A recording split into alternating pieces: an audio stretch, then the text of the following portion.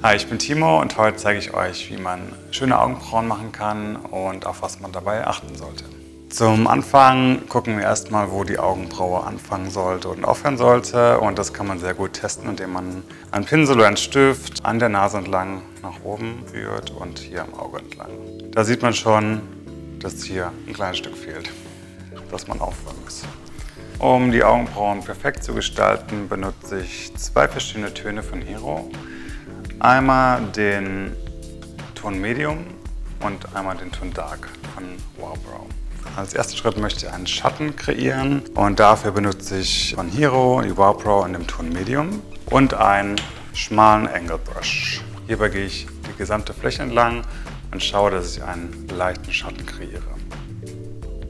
Dieser Schatten gibt auch die Form der Augenbraue.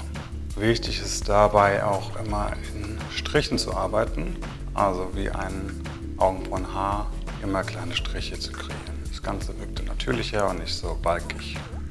Mit dem Schatten kann man die Augenbrauen formen, wie man möchte. Man kann schauen, ob man sie mehr nach unten fallen lässt oder ob man hier gerade nach oben geht und das Auge dadurch ein bisschen offener macht. Und nennt das Ganze auch Foxy Brows.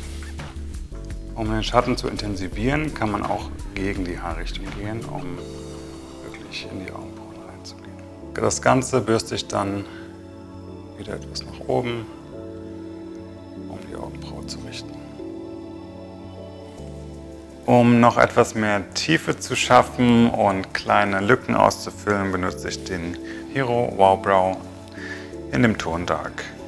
Hier gehe ich nur ganz leicht kleine Lücken, versuche das Ganze schön ruhig und ausgeglichen zu gestalten. Auch hier ist es wieder sehr wichtig, dass man kleine haarähnliche Linien zieht. Ansonsten wirkt das Ganze sehr massiv und unnatürlich. Bei Augenbrauen ist es wichtig, dass man alle Lücken ausfüllt, generell ein ruhiges Bild gestaltet, aber eben trotzdem noch genug Transparenz da lässt, damit es natürlich aussieht. Jetzt mache ich noch schnell die andere Seite, damit beide Augenbrauen perfekt aussehen. Augenbrauen müssen nicht unbedingt genau gleich aussehen. Es ist viel wichtiger, dass sie zum gesamten Bild des Gesichts passen.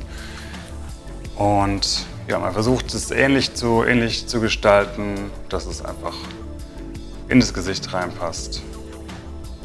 Und man versucht der Augenbraue keine Maske aufzusetzen.